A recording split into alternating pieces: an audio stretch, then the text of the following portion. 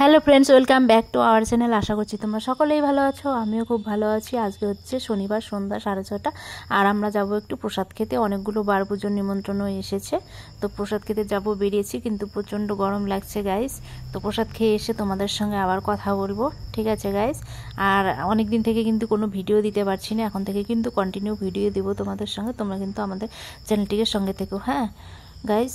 আর আমি প্রসাদ খেয়ে আসছি, এক্ষুনি ফিরে এসেছি। ফিরে এসে আবার তোমাদের সঙ্গে দেখা করব, তারপর সারাদিনের কাজকর্ম এরপরের থেকে ভিডিওগুলো দিতে থাকবো তোমাদের, তোমরা কিন্তু একটু দেখতে থাকবে, ঠিক আছে।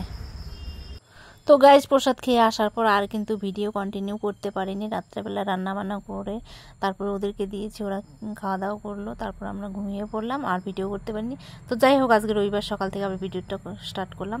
তো সকালে ঘুম থেকে ওঠার পর খুব সুন্দর একটা দৃশ্য দেখতে পেলাম। উঠানের মধ্যে একটা আমাদের শোল মাছ পড়ে আছে, দেখে তো খুবই অবাক লাগছে, কোথা থেকে এলো মাছটা।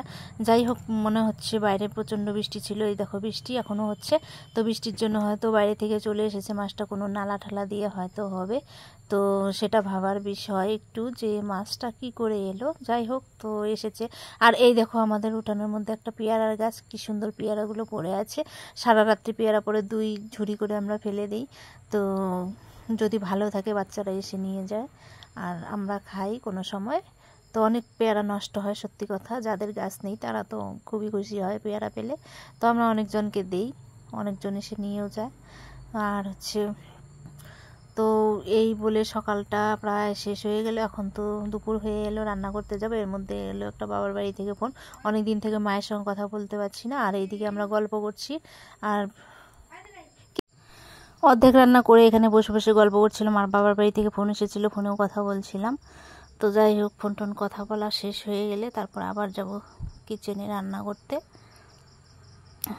তো কিচেনে চলে এলাম গাইজ, এখানে রান্না করতে এলাম। এনেছে মাংস, আর আগে আমি ডাল, ছোটো মাছের চচ্চড়ি করে নিয়েছি। এখন মাংসের জন্য আলু আর কোয়াশ ভেজে নিচ্ছি।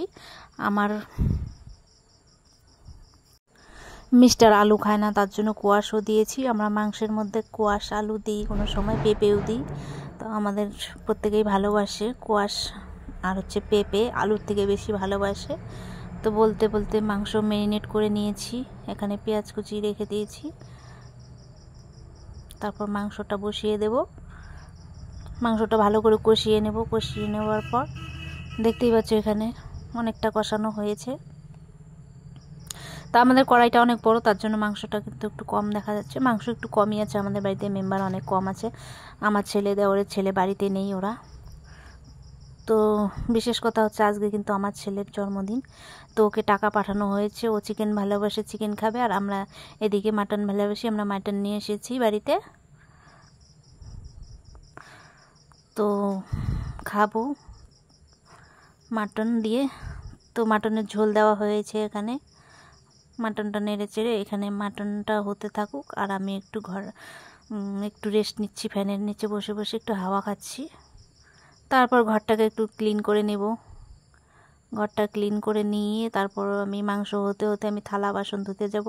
জানো তো, রান্না করতে গেলে অনেকগুলো, মাংস রান্না করলে বিশেষ করে অনেক বাসন বের হয়।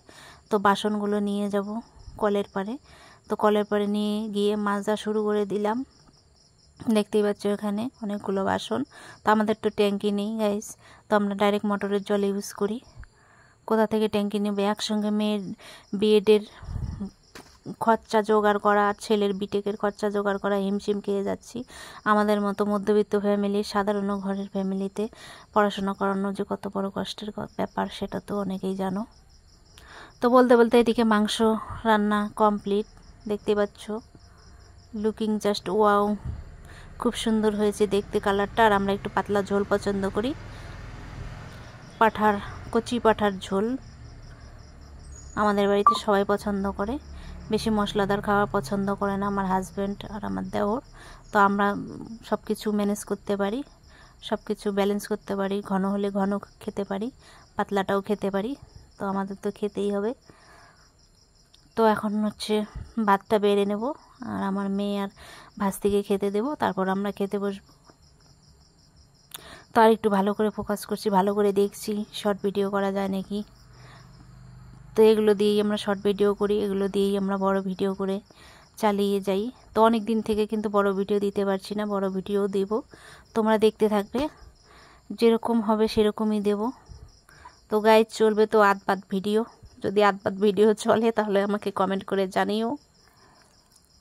আশা করি তোমাদের ভালোই লাগবে আমার দৈনন্দিন জীবনের গ্রামের কালচার, গ্রামের সব কিছু মিলেমিশে খুব একটা অপূর্ব দৃশ্য তোমাদের সামনে তুলে ধরবো।